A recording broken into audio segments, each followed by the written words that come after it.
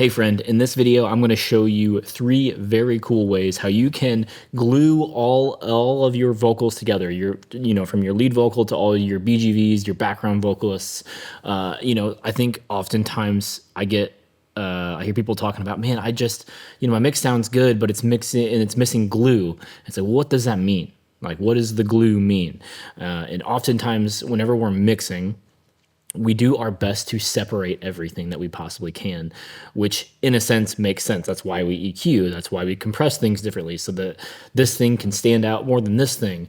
But oftentimes we get so busy thinking about and focusing on the separation of the tracks that we kind of lose sense of the whole thing that we're doing, which is mixing. We're mixing it all together. We're trying to make it sound together, like all sound together really, really good. And it's poorly said, but you get what I'm saying. Like, we focus so much on trying to make things stand out that when they stand out, you're like, oh, now it stands out too much. What do I do? And so I'm going to show you these 3 really cool and easy ways for you to get all of your vocals to kind of sit together in the mix after you've done all the EQing, after you've done all the compression, and you're like, man, I just want them to all kind of feel together, like with each other. And these are 3 simple moves. But before we get to that, who the heck am I? My name's Lucas. I run a company called Produce Perform, where we solely focus on live recorded worship music. And if you're not into that, that's okay. All these mixing tips will work in any genre, promise. So, and just real quick, below there's a free mixing cheat sheet if you want that, built for live worship recordings. Again, can be used on any genre. It's totally free, so you can just pick it up. Let's dive in. So today I have a live worship vocal session that I captured from a friend's church of mine. I think this is at like their Christmas special or something, but I'm just going to play the portion of the song that we're going to kind of mix in, and then I will kind of show you guys the 3 really cool ways. So here is that song.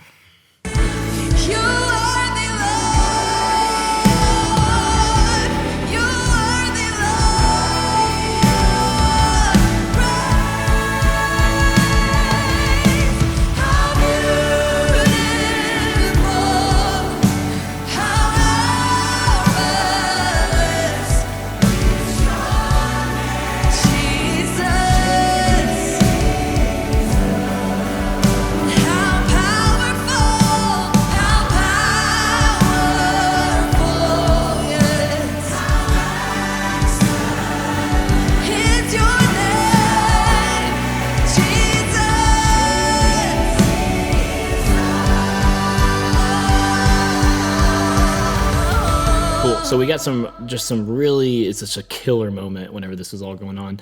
So we got 7 really good singers. And so I'm just going to solo the lead vocal so you guys can hear that for a second. You are the Lord. You are the Lord.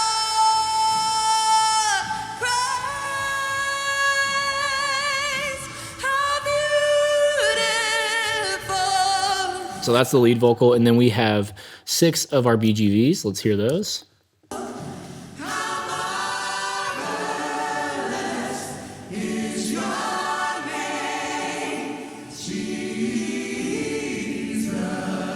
And in those BGVs, we have 2 sopranos here.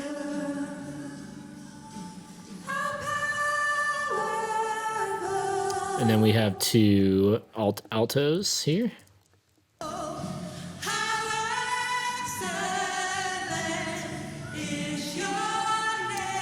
And then we have 2 tenors here.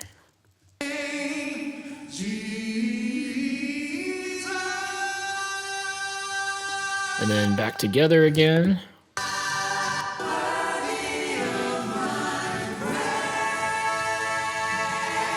And just for reference, on my lead vocal channel here, I've done all the EQ and everything. We're running a couple of compressors and then running it into the Pro MB and using the Weiss de-esser for the tone for that. And then for the lead vocal, these are all the effects channels. I've done a whole video on this, so just go search the channel for vocal effects and you will find it.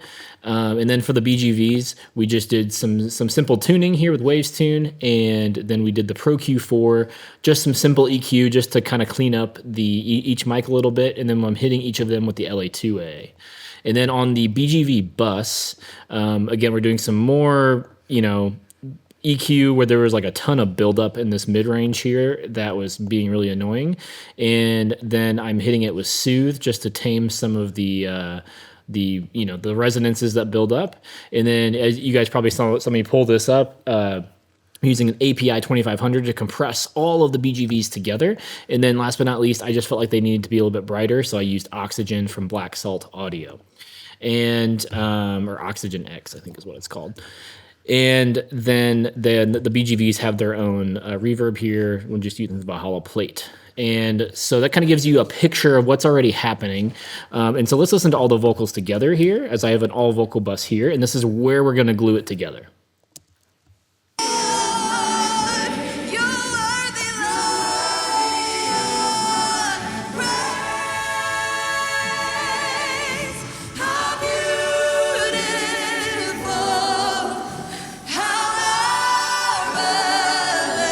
So sounding pretty good together, but we can make it sound even better. Like we can make them sound a little bit more together. So option number 1 is just a bus style compressor.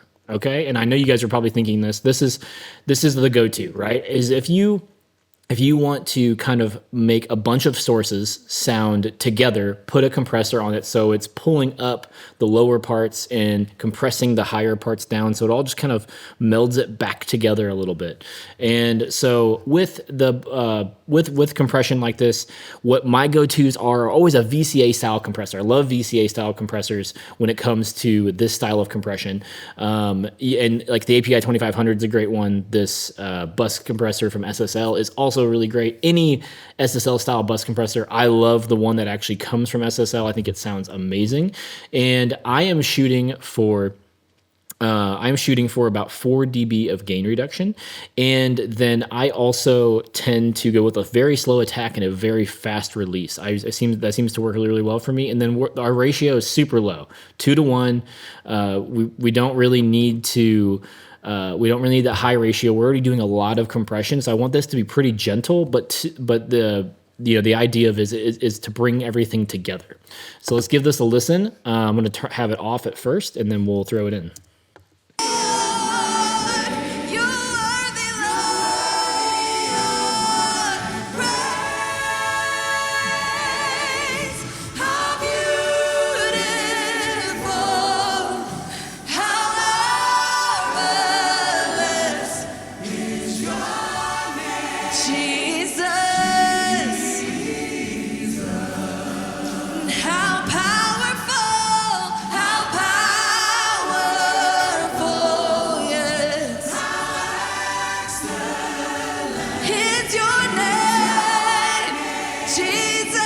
So just by doing that, I feel like they're all sitting so much better together. And then now let's hear it in the context of the mix. So we're going to start with it out.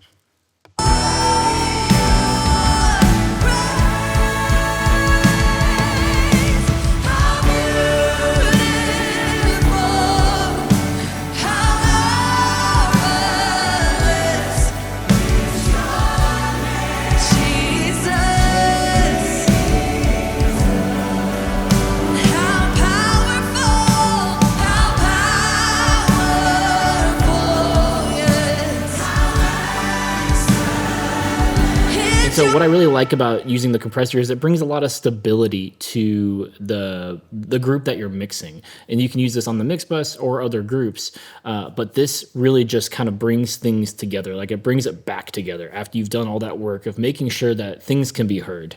So that's step number 1. Just use a bus compressor.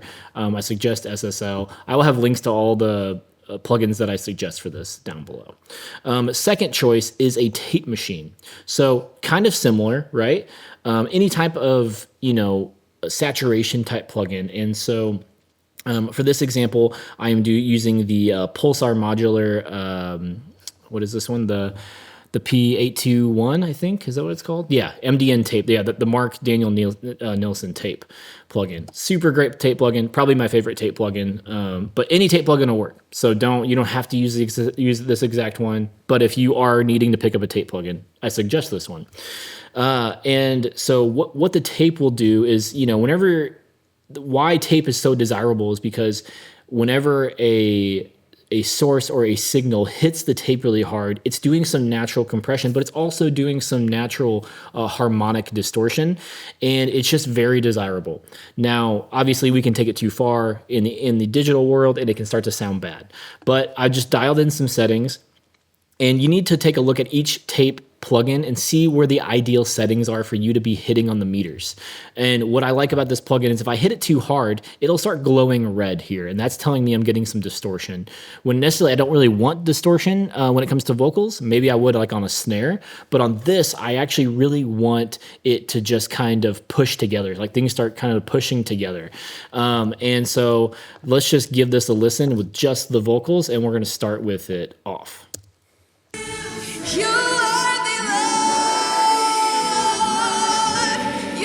On.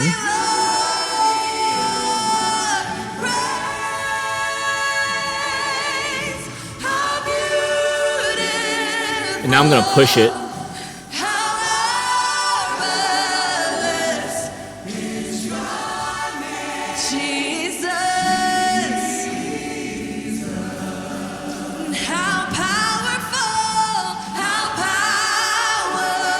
You see how it's glowing red there, so we're going to back it off just a little bit.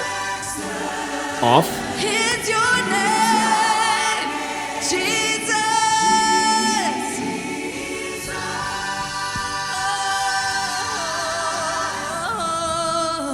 So for me, we'll do that again. But for me, it brought some nice roundness. It tamed some of the harsher frequencies that were kind of poking out. And so this works super well. And I do want to say this works really, really well on more of like an acoustic and a low end, maybe just like a stripped down type of song. Whenever you got a lot of vocals. In this type of song, I would probably go edge towards the compressor, but this would work so well if you're trying to kind of meld a bunch of vocals together or a bunch of instruments together, but you don't want to add more compression because you want to keep the song big, you want to keep it open and dynamic. This would work super well for something like that. So let's just give this a listen again. Off.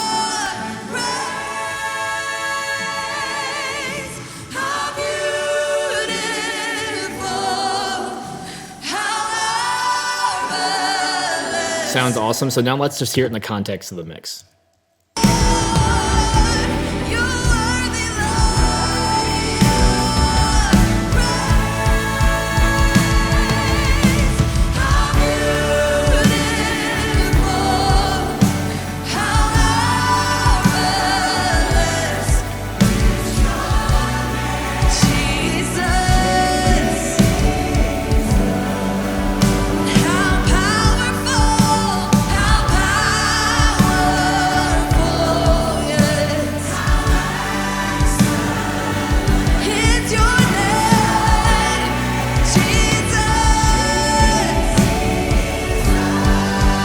So in my opinion, just smooths everything right out. Again, gets rid of some of those harsh frequencies, and man, it just works super well. Check this, again, if you don't have a tape plugin out, check this out. There's a link down below. And then the last way that I suggest melding things together is going to use an impulse response. And so this is from Waves. This is IR Live from Waves.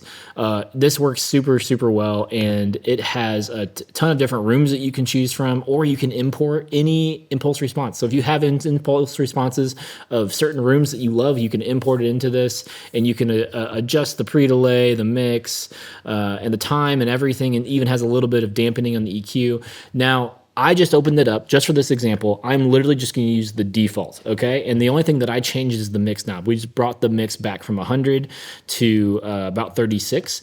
And usually where I land on this, if I am going to use this to glue some stuff together, is I actually love it in between 20 and like 40% usually, and that usually works well. And what the impulse response is doing and how it's different from the other two is it's taking pretty much every source that's going into it and almost putting it in the same room. It's putting it in the impulse response, the room where the impulse response was taken, and which is so cool. So it's basically like you're putting them, even if they were in the same room, but they're all singing into direct mics, right? Then now you're putting them into a space together. And this works really, really well on like a studio type of thing too, whenever maybe all the vocals weren't recorded in a similar space. So let's give this a listen. I'm going to show you guys in solo with the vocals, and then we'll go back to the mix. So it's off here, on here,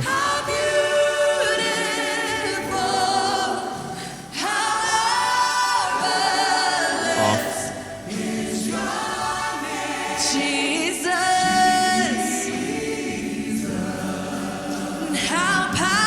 back on here.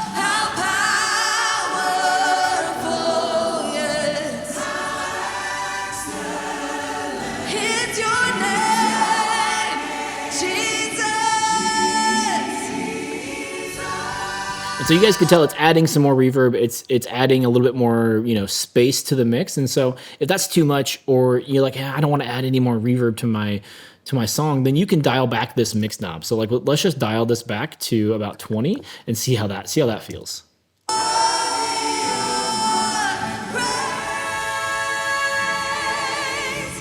Off.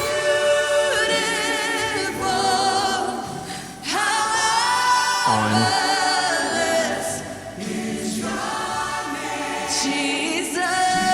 All right, super cool. Now let's see how this all sounds within the context of the mix. We're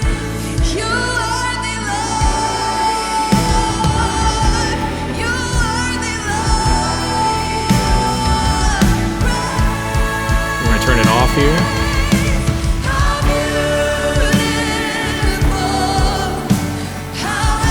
And then on.